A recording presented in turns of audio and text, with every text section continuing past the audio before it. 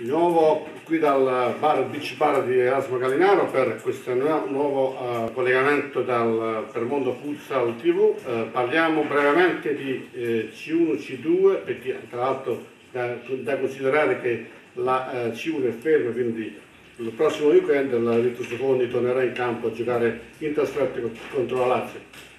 Ma parliamo di C2, che è la cosa molto più interessante. L'Atletico Scauri, che in Coppa Lazio si è qualificato sicuramente con merito in trasferta contro la Vigor Perconti, dopo aver vinto in casa del 3-1. Il ritorno è terminato 3-1 sul campo, poi a calcio di rigore è terminata per 4-3, quindi complimenti vivissimi a questa squadra che si è riuscita a qualificare alla Final 8, che si farà sicuramente dopo il campionato dei colori, quindi un'altra bella vetrina per il Sud Pontino. In C2 invece abbiamo avuto il recupero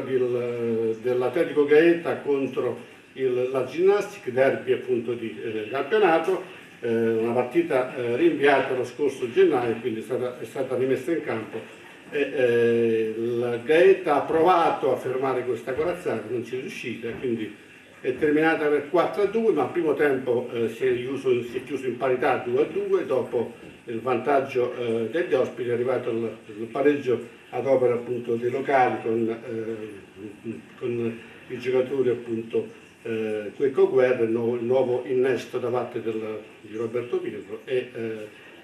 Strozza, quindi parità primo tempo, secondo tempo invece c'è stato di nuovo la superiorità della squadra ospite, anche se non molto importante, però comunque c'è stata una superiorità che ha portato in rete altri due giocatori ginnastica che si sono portati a casa questa vittoria un tantino meritata, non molto, ma comunque sicuramente hanno dimostrato di essere squadra esperta che merita la zona playoff. Quindi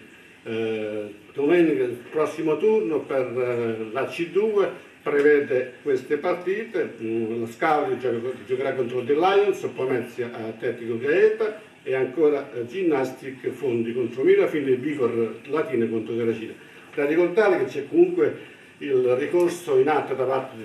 di Roberto Pietro, che giovedì potrebbe portare 3 punti alla squadra biancorossa, ma chiaramente poi andrà a giocare proprio con la stessa squadra che ha messo in atto il ricorso, quindi vedremo come andrà a finire.